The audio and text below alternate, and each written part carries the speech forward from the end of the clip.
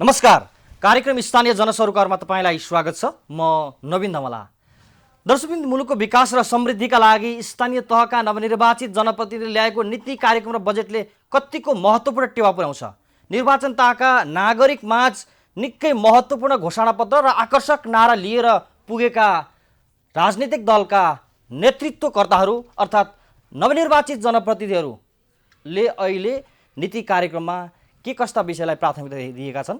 साँच्चै चुनाव ताका गरेका घोषणापत्रमा उल्लेख गरेका बुदाहरूले प्राथमिकता पाए?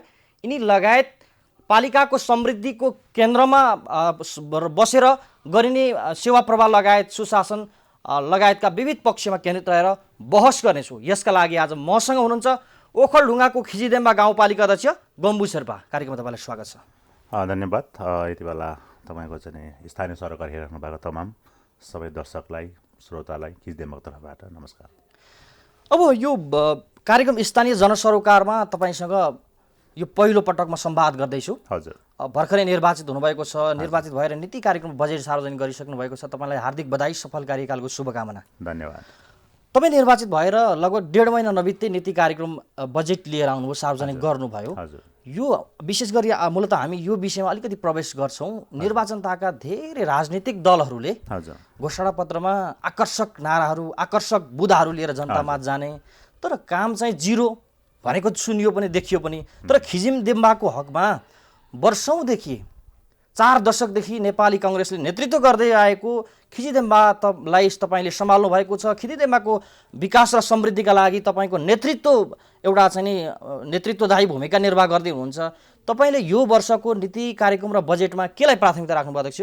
अब नम्बर 1 त एक छात्र कसले राज गरो भन्ने कुरा त हिजोको कुराहरू हुन् र आज परिवर्तन भएको छ, त्यो आजको समस्याको कुरा हो, आजको निर्देश हो त्यो लाग्छ मलाई। र म आइसके पछाडि म लगायत मेरो टिमले यसपालि चाहिँ यसपालि मात्र नभएर हामीले कन्टिन्यू 2 वर्ष जस्तो चाहिँ हामीले पूर्वाधार विकासमै जाने भन्ने चाहिँ हामीले बाटोमा पैसा लगायौँ।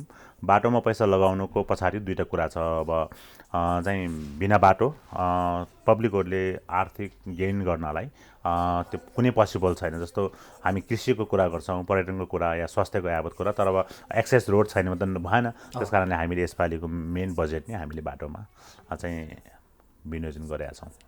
निर्वाचन ताका शिक्षा, स्वास्थ्य, कृषि, पर्यटन, स्वरोजगार लगायतका महत्त्वपूर्ण नारालाई पनि लगाउनु भयो। तपाईँ लोकप्रिय जनप्रतिनिधि पनि बन्नुभयो, किनभने तपाईँको पार्टीले पहाडी भूभागमा तपाईँको नेतृत्वमा जित्नु भनेको परिकल्पना गरेका थिएनन् होला सायद कसैले, तर निकै लोकप्रिय मत ल्याएर जित्नुभयो। एउटा युवा हुनुहुन्छ, तपाईँप्रति नागरिकले धेरै आशा अपेक्षा गरेका छन्, तर यो नीति कार्यक्रममा देखिएन नि अध्यक्ष? होइन, मैले घोषणा पत्रमा धेरै फुलबुट्टा पनि भरेको छैन। मैले मात्रै 5वटा कुराहरू उठाएको छु। शिक्षा, स्वास्थ्य र 5 वर्षभित्रमा हरेक गाउँ टोल तपाईँको चाहिँ 12 महिना साना ठुलो गाडी चल्ने बाटो र त्यस पछाडि कृषि क्रान्तिको कुराहरू राखेको छु। यस कारणले गर्दा म यो कुरा 5 वर्ष नपुग्दै गर्छु भन्ने कुरामा म ढुक्क छु। र कुरा रह्यो अब हाम्रो जस्तो ठाउँमा, स्पेसली ओखलढुङ्गा, त्यही माथि पनि खिचिदेम्बा गाउँपालिका, जो ओखलढुङ्गाको एकदम विकट गाउँपालिका मान्दा पनि हुन्छ, अथवा चाहिँ समृद्धिको लागि एकदमै प्रचुर सम्भावना एकदमै पोसिबिलिटी भएको गाउँपालिका मान्दा पनि हुन्छ। तर त्यहाँ जति हुनुपर्ने त्यति हुन सकिएन। हिजोको दिनको माने आफ्नो एउटा सङ्घर्ष, आफ्नो एउटा चाहिँ कठिन कुराहरू थिए होला। तर यसलाई चिर्नको लागि त्यहाँका जनताहरूलाई चाहिँ आर्थिक उन्नतिमा कसरी ल्याउने, त्यहाँका बाँझो जग्गाहरू कसरी खनिजमा ल्याउने, त्यो त्यहाँबाट चाहिँ उमारेका उपाज भएका सबै कुराहरूलाई बजार व्यवस्थापन कसरी गर्ने भन्ने कुरामा यी सबै कुराको जड चाहिँ बाटो नै भएको कारणले गर्दा हामी मात्र नभएर समग्र त्यहाँका पोलिटिकल टिमका साथीहरूको यही नै निष्कर्ष निस्केर हामीले यसरी चाहिँ हाम्रो बजेट चाहिँ यसपालि हामीले बाटोमा 90% फोकस गरेका छौँ र हामीलाई लाग्छ हामीले सही काम गरेका छौँ र यसको अनुभूति जनताले गर्नु पाउने हुनेछ। अब तपाईँले थोरै एउटा अनुभव पनि सुनाउनुहोस्।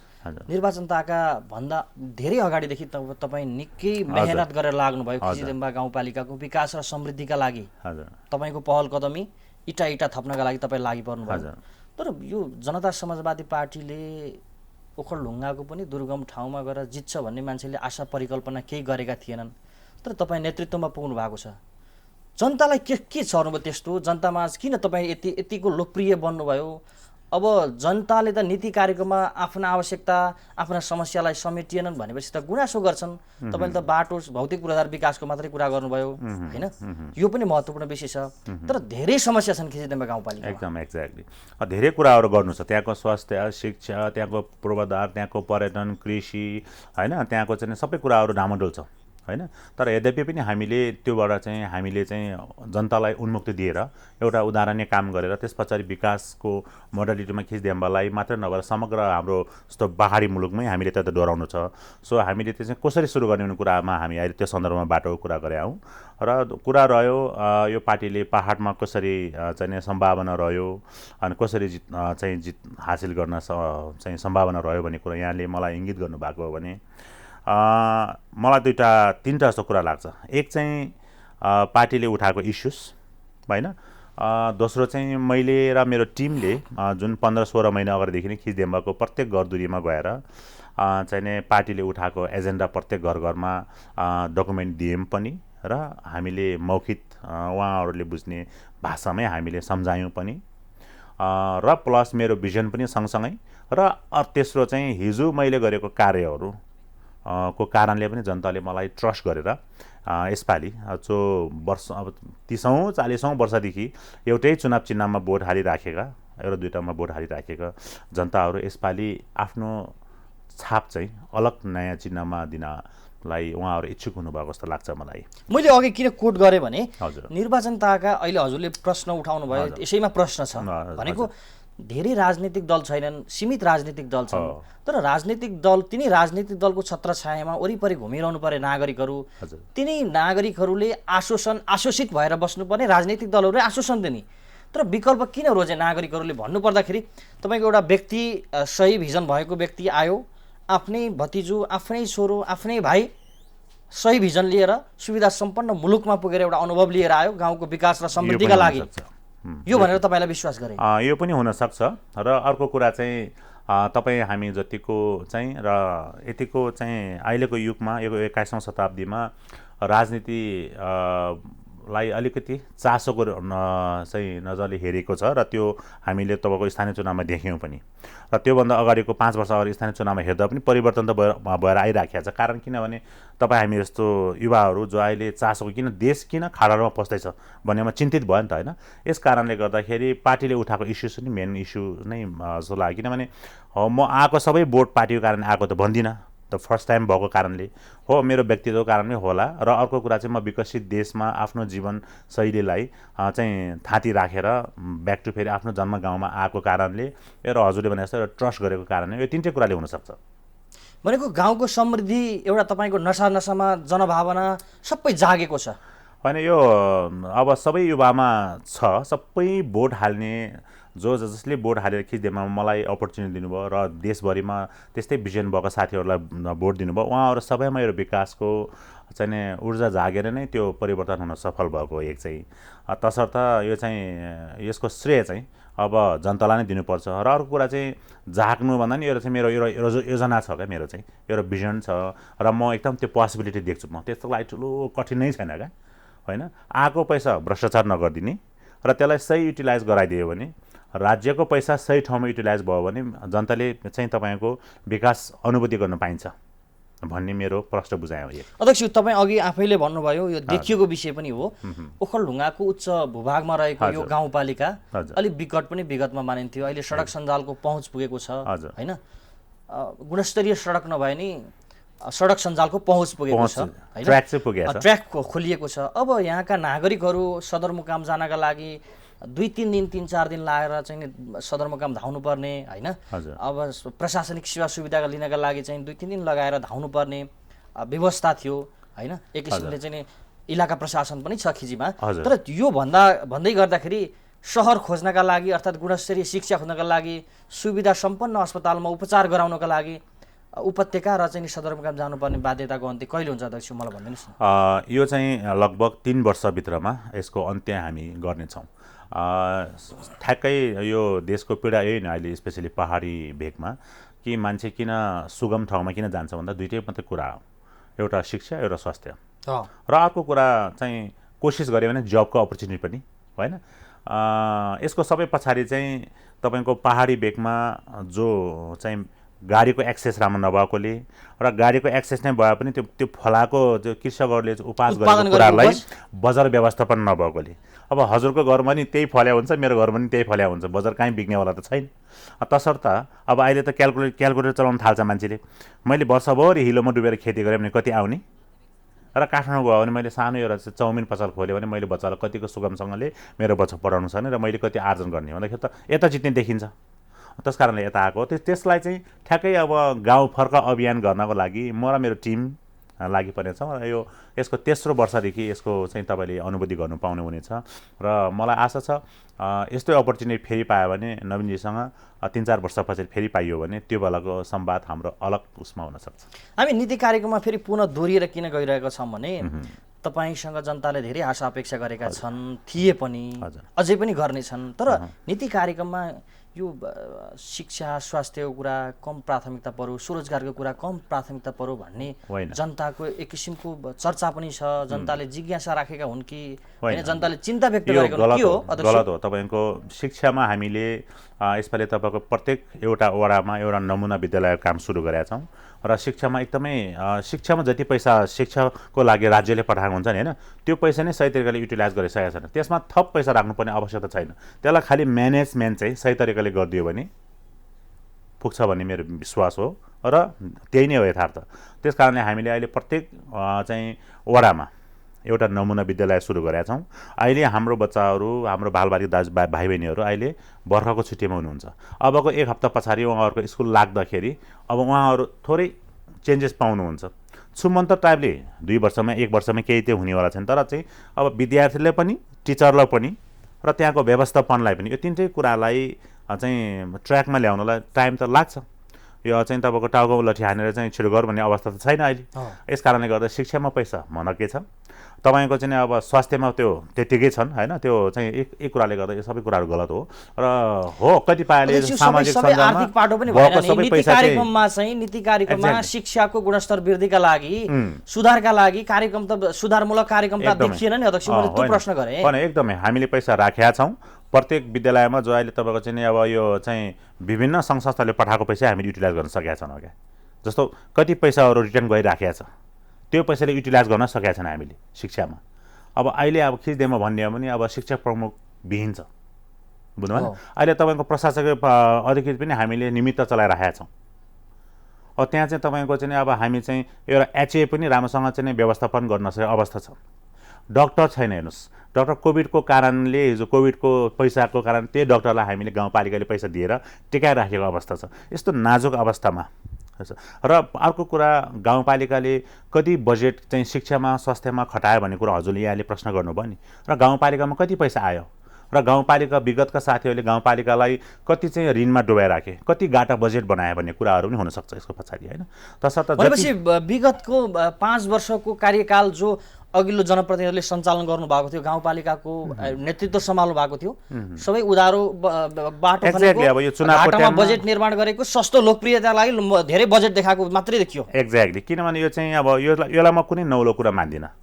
यो चाहिँ तपाईँको स्पेसली म आफू पनि हिजो नेपाली काङ्ग्रेसमै चाहिँ राम्रैसँग समय बिताएको कारण र दोस्रो कुरा यो नेपालको इलेक्सन सिस्टम, इलेक्सनको टाइममा अलिकति खौरो विकास गरेर देखाउने, त्यसैबाट जित्ने, फेरि शासन गर्ने जुन प्रकार छ नि, त्यो एउटा चुनावी प्रचार प्रसारको जस्तो चुनाव जित्ने खालको बजेट चाहिँ बिना बजेटको चाहिँ विकास बनायो क्या। नीति कार्यक्रम भनेको चुनावी जित्ने फन्डा। अब पैसा छैन, जसलाई पनि दिन्छु भनेको छ क्या होइन। अब गुम्बालाई 10 लाख, अर्कोलाई 10 लाख, युवकलाई 5 लाख, त्यो भनेर चाहिँ पैसा छैन कि।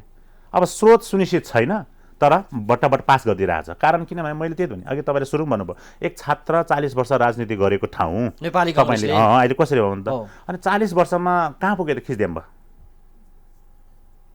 कुरा त यो पनि हो नि त होइन। 5 वर्षमा नेपाली काङ्ग्रेसले नेतृत्व गरेको खिचडीमा गाउँपालिका के विकास भयो अध्यक्ष, ठ्याक ठ्याक भनिदिनुहोस् होइन। म हेर्नुहोस् यो चाहिँ माइत गएको बरीको कुरा नकाट्नु भने जस्तै अब यो अघिल्लो पटकको भएको विकास जस अब जस तपाईँ स्थानीय सरकारको प्रमुख हुनुहुन्छ, तपाईँले स्वीकार पनि गर्नुपर्छ यो विषय। म स्वीकार्छु, जस्तो हो म स्वीकार्छु र उहाँहरूलाई as a due to respect जति उहाँहरूले जान्नुभएको त्यति नै गरे जस्तो लाग्छ मलाई। त्यस कारणले गर्दा म त्यसमा त्यो आलोचना खेप्न चाहन्छु, किनभने अब आलोचना खेपेर त्यो वेस्ट अफ टाइम। अनि एकअर्कामा तपाईँको त्यो कालो अनुहार देखाउनु बाहेक केही छैन हेर्नुहोस्। किनभने राजनीतिमा धेरै लामो जानुपर्ने हुन्छ सबैले होइन। त्यस कारणले गर्दाखेरि कसले कति गल्ती गर्यो भन्ने कुरा आफूले अनुभूति गरे पुगिहाल्यो र त्यो जनताले देख्ने कुराहरू हो होइन। यदि उहाँहरूले राम्रो गरेको भए र साथीहरूले चाहिँ राम्रो नीति बनाएको भए आज यो नतिजा नआउँथ्यो होला। यसले पनि बोल्ने कुरा हो होइन। जनता सेटिस्फाइड छैन उहाँहरूको नीति कार्यक्रममाथि। उहाँहरूको नीति कार्यक्रम नजिक कार्यकर्ता को छ त्योसँग मात्रै थियो। अब त्यही कुराले गर्दा आज खिचदेमा चाहिँ एज अ लोनमा चलिराखेको छ। गाटा बजेट गरेर चाहिँ लगभग पाउने 7 करोड चन्छन् पैसा बजेट छ। अनि लगभग 9 करोड पनि इनफ 9 करोड पनि छैन कि बजेट तपाईँको 9वटा वडालाई वितरण गरेर चाहिँ बाँकी चाहिँ पालिकाको चाहिँ तपाईँको चाहिँ एउटा चाहिँ नीति कार्यक्रम बनाउनलाई। तपाईँसँग म फेरि आउँछु, अहिलेको लागि पनि छोटो विश्राम।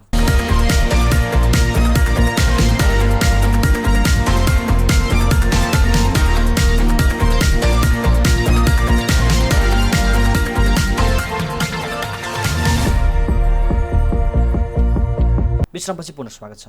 धन्यवाद। अब यो बजेटको कुरा, घाटा बजेट उधारोमा खन्ने, यो चाहिँ किन यो अभ्यास चाहिँ, किनभने तपाईँ पनि स्थानीय सरकारको प्रमुख भएर जानुभयो, यो अभ्यास किन, यो आर्थिक प्रलोभनमा परेर हो अध्यक्ष? होइन, यो चाहिँ चुनावको टाइमको, चुनावको बखतको चुनाव जित्ने बजेट भन्छ यसलाई चाहिँ। सिधा कुरामा बुझ्नुपर्छ चाहिँ विगतको 4 वर्ष अगाडिदेखि 4वटा बजेट पूर्ण रूपमा सञ्चालन गर्न पाउँछ नि त अध्यक्ष? 5वटा पाउँछ होइन। यो भएको हुनाले उधारो, घाटा बजेट, बेरोजु किन देखियो? यो समस्या किन आउने रहेछ? होइन, यो त फेरि सुरुको साथीहरूलाई जसले यो संहिता आइसके पछाडि जसरी तपाईँको स्थानीय सरकारको एउटा चाहिँ आफ्नो एउटा चाहिँ शक्ति पाइसकेपछि त्यसलाई चाहिँ युटिलाइज गर्नु, त्यसलाई इस्टाब्लिस गर्नलाई एउटा चाहिँ लर्निङ पार्ट पनि थियो। त्यसले 1-1.5 वर्ष उहाँहरूलाई डिस्टर्ब पनि गरे हुनसक्छ, यो स्वाभाविक कुरा पनि हो होइन। त्यसले पनि उहाँहरूलाई चाहेको जति काम गर्नु सकिरहेको हुन्न, त्यो कुरो हो। अर्को कुरा संरचनाको कुरा आउँछ। धेरै कामहरू पनि गरेका छ। मैले मात्रै भन्नु खोजेँ कति अघि तपाईँले उठाएको शीर्षकमा मैले के भन्नु खोजेँ भन्दाखेरि जति चाहिँ प्रकारले उहाँहरूले चाहिँ बजेट जसरी उहाँहरूले इमान्दारीका साथ चाहिँ आर्थिक पहिला सुनिश्चित गरेर मात्रै बजेट दिनु पर्थ्यो पब्लिकलाई, डाँट्न नहुन्थ्यो होइन। यो चाहिँ कुरा चाहिँ गलत भयो भन्ने कुरा हो।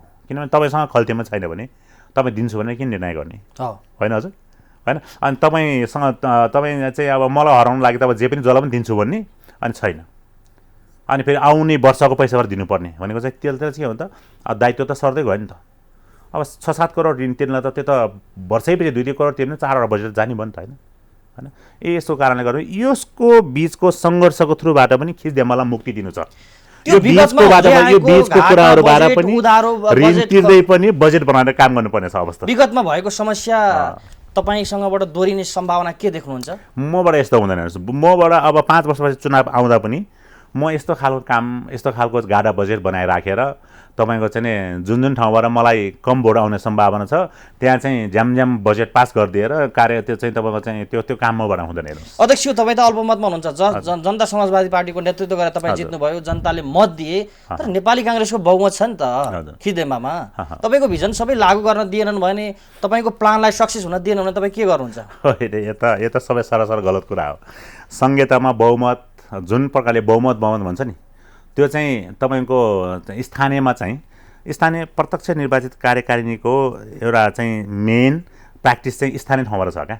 अहिले यही चाहिँ ठ्याक्कै माथि चाहिँ तपाईँको चाहिँ प्रत्यक्ष निर्वाचित कार्यकारिणी प्रमुख पनि हुनुपर्छ भन्ने कुरामा यसको बिचमा त। तर यो भित्र चाहिँ के छ त, बहुमतले भन्ने कुराहरू खासै केही पनि छैन कि। बहुमत भनेको त्यो चाहिँ कसरी बहुमत भयो भन्दाखेरि अब यो अल्पसङ्ख्यक, अब जनजाति, अनि यो सबै कोलेस्ट्रोलहरू मिलाउँदाखेरि त्यसरी सबैलाई आफ्नो स्वामित्व बनाऊ कि ताकि नागरिकको हितका लागि, पालिकाको विकास र समृद्धिका लागि सबै राजनीतिक दलहरूले सहयोग गर्छन्, यही हो तपाईँ? होइन, त्यति मात्र होइन। मैले तपाईँलाई भन्नु खोजेको चाहिँ बहुमतले यदि मेरो योजना गलत छ भने त त्यो त सबैले पर्ने स्वाभाविक नै हो र त्यो पास हुनु हुँदैन। तर यदि तपाईँको योजना सही छ भने र सही छ भने खिचदेम्बाको विकासमा छ भने म एउटा वडा अध्यक्ष, एउटा एबिसिटी कुनै वडा अध्यक्ष भएर मैले 2-3 वडा अध्यक्ष उठाएर तपाईँलाई खालि तपाईँलाई व्यक्तिगत अनुहार मन नपरेर होस्, चाहे पार्टी मन नपरेर होस्, जस्तो राम्रो भिजन भए पनि पास हुन नदिनको लागि जुन प्रकारको खेल खेलियो भने त्यसको पछाडि फेरि धेरै कुराहरू झेल्नु पनि हुन्छ। तपाईँहरूले बजेट होइन विगतको तुलनामा कम बजेट प्राप्त गर्नुभयो अध्यक्ष? हजुर हजुर। होइन, यो हुँदै गर्दाखेरि अब एक किसिमको प्लान होइन। अर्को कुरामा फेरि किन प्रवेश गरेँ भने तपाईँ त धेरै चाहिँ नि समाजसेवामा लाग्नुभयो, स्थानीय तहको चुनाव हुनुभन्दा अगाडिदेखि अभ्यस्त भएर लाग्नुभयो, रिसर्च गर्नुभयो, जनता बिचमा पुग्नुभयो। राजनीतिक दलहरूले नीति कार्यक्रम र बजेटमा कति बजेट आउँदा थाहा छैन, तर अरबौँको योजना बनाउँछन् तर करोडौँ बजेट आउँछ भनेको यो त अभ्यास गलत हो। भनेको आश्वासन बढी हुन्छ, नागरिकलाई आश्वासन बढी हुन्छ भनेको, अनि नागरिकले आशा अपेक्षा गरे अनुसारको जनप्रतिनिधिले काम गरेनन् भन्ने प्रश्न गर्छन्, गुनासो पनि आउँछ। अब तपाईँहरूको बजेटमा 60 करोडको बजेट पनि आइपुगेको छैन, 39 करोड मात्रै बजेट, 50 करोड पनि छैन, 39 करोड आयो, 40 करोडै आएको रहन्छ। यो हुँदाखेरि 40 करोडभित्र हरेक वर्ष गर्ने कुराहरू त छँदैछन्, तर प्राथमिकताको विषय पनि तपाईँहरूले भौतिक पूर्वाधार विकासलाई निकै महत्त्वपूर्ण साथ हेर्नु भएको छ। अध्यक्षज्यूहरूले गुनासो पनि गर्नुभएको छ। तपाईँको पालिका मात्रै होइन, धेरै स्थानीय तहमा अहिले नयाँ निर्वाचित जुन जनप्रतिनिधिहरू आउनु भएको छ, अध्यक्षमा मेयरमा जित्नु भएको छ, उहाँहरूले वडामा कम बजेट 5 लाख 6 लाख 7 लाख वडा अध्यक्षलाई पठाउने, अरू चाहिँ आफूले मात्रै चलाउने, सस्तो लोकप्रियताका लागि। अब तपाईँले भन्नुभयो नि धेरै योजना बनाउने, धेरै बजेट देखाउने, सस्तो लोकप्रियताका लागि, यो समस्या दोहोरियो अध्यक्ष हो। यो चाहिँ अब हाम्रो खिचदेम्बाको मेरो आफ्नो पालिकामा चाहिँ त्यस्तो छैन। कति दिनुभयो बजेट वडालाई? हामीले चाहिँ प्रत्येक वडामा 33 लाख रुपियाँ छ र वडा सञ्चालनको लागि पनि अलग पैसा पनि छ हैन। तसर्थ त्यो अहिलेसम्मको लार्जेस्ट नै हो। तपाईँको त्यो विगतको वर्षको हेर्दा इज द लार्जेस्ट हो, किनभने वडा अध्यक्षज्यूहरूको पनि आफ्नो एउटा भिजन हुन्छ। उहाँले पनि जनताको गर्दैलोमा गएर विभिन्न चाहिँ उहाँको त्यो चाहिँ शर्तहरू राखेर यो गरिदिन्छु त्यो गरिदिन्छु भनेर जनताले एउटा चाहिँ उहाँलाई भोट दिएर पठाएको। सो उहाँले आफ्नो भिजन युज गर्नु पाउनुपर्छ भन्ने हो। र त्यसै गरी म पालिका अध्यक्ष पनि मैले अघि हजुरले भने जस्तै घोषणापत्रमा यो गर्छु त्यो गर्छु भनेर एउटा चाहिँ योजना प्रस्तुत गरेर भोट पाएर आएको। त्यस कारणले पालिकाले पनि र वडा अध्यक्षज्यूहरू सबैले पनि चाहिँ आफ्नो भिजन त्यहाँ प्रस्तुत गर्नु पाउनुपर्छ। त्यो भनेको बजेट नै हो र त्यो बजेट त्यो ठाउँमा प्रस्तुत गरेर त हुने त आखिर विकास नै हो हेर्नुहोस् हैन। तसर्थ हामीले त्यसमा ठुलो चाहिँ हाम्रो खिचदेम्बामा त्यस्तो समस्या छैन। अध्यक्ष हजुर, अब हामीले स्वास्थ्य शिक्षाको कुरा गरिसकेका छौँ, कृषिका लागि के कस्तो सम्भावना छ? कृषिको चाहिँ अब हामी अहिले यसपालि अब यो तुरुन्तै हामी भदौको अन्तिमबाट कृषिको चाहिँ तपाईँको विभिन्न चाहिँ ट्रेनिङहरू र विभिन्न संस्थासँग मिलेर चाहिँ हामी गर्छौँ। र मैले हिजो मात्रै कृषि मन्त्रालयमा गएर चाहिँ अलग टाइपको यो आधुनिक खेतीहरूको बारेमा प्रस्ताव चाहिँ त्यहाँ पनि राखेर आएका छन्। र त्यसरी चाहिँ 2-3 टिमहरू चाहिँ त्यहाँ आएर चाहिँ लगानी गर्ने, जो हामीले चाहिँ उपहास गरेका बेच्नको लागि यहाँ कसले जिम्मा लिने यावत कुराहरू भइराखेको छ। र फेरि पनि खिचदेम्बा अझै पनि 2 वर्ष कन्टिन्यू हामीले बाटोमा खर्च नगरिकन र बाटो तपाईँको चाहिँ 6 आवर 5.5 घन्टादेखि 6 घन्टामा तपाईँको त्यहाँको सामान चाहिँ काठमाडौँ आइपुग्ने खालको एक्सेस नबनाइकन चाहिँ त्यहाँको कृषकले फाइदा लिन सक्दैनन्। यो कुरा प्रष्ट छ। कारण किनभने ट्रान्सपोर्टेसन महँगो हुने मात्रै बजार व्यवस्थामा कम्पिटिसन भइहाल्छ हेर्नुहोस्। यस कारणले गर्दाखेरि मैले तपाईँलाई पनि भने समय लाग्छ, तर त्यो मैले अघि हजुर 3 वर्ष भने कारण त्यहाँका जनताहरू त्यहाँका नागरिकहरू आत्मनिर्भर बन्न सक्छन् अध्यक्ष? एकदम डेफिनेटली भन्छन्। र मेरो योजना नै त्यही नै हो, 2 वर्ष कन्टिन्यू बाटोमा लगानी गर्ने, त्यसपछि बाटो तपाईँको 12 महिना चल्छ, त्यसपछि तुरुन्तै बगान अब जस्तो हामीले बजेट यसपालि हामीले चाहिँ बाटोलाई खर्च गऱ्यौँ नि, त्यहाँबाट हामी कृषि र पटेरमा जान्छौँ। अध्यक्ष खिचदेम्बाको समृद्धिको महत्त्वपूर्ण आधार तपाईँले के देख्नु भएको छ? निकै ठुलो भूभागमा रहेको छ, जनसङ्ख्या कम छ, तर प्रशस्तै सम्भावना छ, तर समृद्धिको आधार के देख्नुहुन्छ तपाईँले? जनसङ्ख्या पनि कम होइन, लगभग अब 18-19 हजार भनेको त लार्जेस्ट जनसङ्ख्या नै हो होइन। भूगोलको हिसाबले हेर्ने हो भने धेरै ठुलो भूगोल भएको गाउँपालिका पनि हो। भूगोलको हिसाबले जनसङ्ख्या थोरै कम छ। हो त्यो हो। र खिचदेम्बा तपाईँको जडीबुटीको पनि प्रचुर सम्भावना भएको र पर्यटकको एकदमै तपाईँको चाहिँ प्रचुर सम्भावना भएको चाहिँ पोकली झरना, गौरी वन, डेम्बा डाँडा जो संयौँ गन्तव्यमा परेको सबै त्यही लाइनमा भएको। र अर्को कुरा चाहिँ त्यहाँ चाहिँ हाइड्रोहरू जो भविष्यमा चाहिँ तपाईँको चाहिँ त्यहाँ ट्याक्स तिर्नेको लागि जुन हाइड्रोहरू बनिराखेको छ त्यसले पनि भएकोले गर्दाखेरि खिचदेम्बाको भविष्य राम्रो छ। मैले हजुर र मैले बिहान अघि सुरुमा उठान गरेँ नि, खिचदेम्बा सबै कुरा पनि भएको, तर अहिले हेर्दा सबै कुरा नभएको जस्तो पनि भएको। यसको बिचबाट हामीले खिचदेम्बालाई उकास्नु छ र खिचदेम्बाको चाहिँ तपाईँको बसोबास गर्ने नेपालीहरूलाई चाहिँ तपाईँको घरमै मार्सिक चाहिँ तपाईँको 30-35 हजार सागसब्जी बेचेर आफैले उपहास गरेको कुराहरू बेचेर घरमै तपाईँको भिजन एक लाइनमा भन्नुपर्दा खिचदेम्बालाई कस्तो बनाउने भिजन छ तपाईँसँग?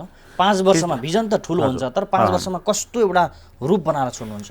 खिचदेम्बा तपाईँको बाटोको एक्सेसले तपाईँको खिचदेम्बामा हरेक जिल्लाबाट छुने बाटो राष्ट्रको योजनामा बनाइन्छु म। एक भनेको कालोपत्री सहितको बन्ने भयो हो, राष्ट्रको योजनामा हालिदिन्छु हो भनेको चाहिँ तपाईँको सङ्घको रातो किताबमा त्यो राज्यको दायित्व भयो हो होइन। त्यसरी चाहिँ तपाईँको 2टा मैले पारिसकेको छु। सोलुबाट अहिले सोलु लिखुपिके गाउँपालिकाबाट खिचदेम्बा बजार जोड्ने कालोपत्री लगभग अहिले तपाईँको मैले यसपालि रातो किताबमा पारेर पनि 2 करोड चञ्चन बजेट यसपालि कामको लागि छुरी नै सकेको छ। अब यसमा गम्बु शेर्पा रहे पनि नरहे पनि यो त कन्टिन्यू आउने भयो नि त राज्यको उसमा भएपछि होइन। अर्को चाहिँ मेरो फेरि सोलुको मथि हजुरको चाहिँ यो दापबाट चाहिँ जाप्रेबाट आउँदै यो 9 नम्बरलाई छोएर फेरि खिचदेम्बा आउने त्यो बाटो पनि राज्यको दायित्वमा पार्ने मेरो योजना छ। त्यो चाहिँ परेको छैन, म त्यो पारि छाड्छु 1-2 वर्षभित्रमा। र अर्को कुरा भयो यहाँबाट रामेछापबाट जाने र तेस्रो कुरा भयो यहाँ साँगुटारबाट जाने गर्दा यो मेन मेजर बाटोले खिचदेम्बालाई कनेक्ट गराउने र खिचदेम्बालाई तपाईँको बिजनेस हब पोइन्ट बनाउने मैले घोषणामा लेखेको छु। कृषिमा आत्मनिर्भर बनाउने कृषि तपाईँलाई म अन्तिम प्रश्न सोधेँ। हजुर, खिचदेम्बा गाउँपालिकाबाट वैदेशिक रोजगारका लागि अर्थात् चाहिँ पर्यटन व्यवसायका लागि धेरै अनुभवी मान्छेहरू पनि हुनुहुन्छ, वैदेशिक रोजगारमा पनि जानुभएको छ, पर्यटन व्यवसायीहरू पनि प्रशस्तै हुनुहुन्छ, उहाँहरूलाई स्वरोजगार दिने कुरामा होइन चाहिँ पर्यटन व्यवसायहरूलाई चाहिँ खिचदेम्बाको समृद्धिका लागि केही साथ सहयोग सहुलियतमा चाहिँ विभिन्न कार्यक्रमहरू समन्वयमा सहयोगमा विभिन्न कार्यक्रमहरू गर्ने कुरा तपाईसँग जनताले धेरै आशा अपेक्षा पनि गरेका छन्। एकदमै यो विषयलाई तपाईँले कसरी लिनु भएको छ? त्यही कारणले मैले यसपालि म र मेरो टिमले नै हामीले सुरुमा हाम्रो बजेट बाटोमा भएको कारण हो। अब त्यसपछि हामी तुरुन्तै एउटा बिजनेसको लागि लगानी गर्न चाहनेको लागि किनभने हजुरले लगानी गर्दै हुनुहुन्छ भने हजुरले एक्सेस नै खोज्छ नि पहिला होइन। त्यसपछि हामी खिचदेम्बालाई यो चेन रिसोर्ट कसरी बनाउने, पोकली झरना हुँदै चिलिम डाँडा हुँदै तपाईँको चाहिँ लाम्चे बौद्धबाट गएर खिचिफ्लाटे बजारबाट देम्बा डाँडा कसरी पुऱ्याउने, देम्बा डाँडा प्याराग्लाइडिङमा जहाँबाट सुरु गरेर त्यहाँ ल्यान्डिङ कसरी गराउने होइन, यसको मोडालिटी कसरी बनाउने भने यसको रूपरेखा तयार पार्नलाई हामीले नम्बर 1 सडकमा लगानी गऱ्यौँ।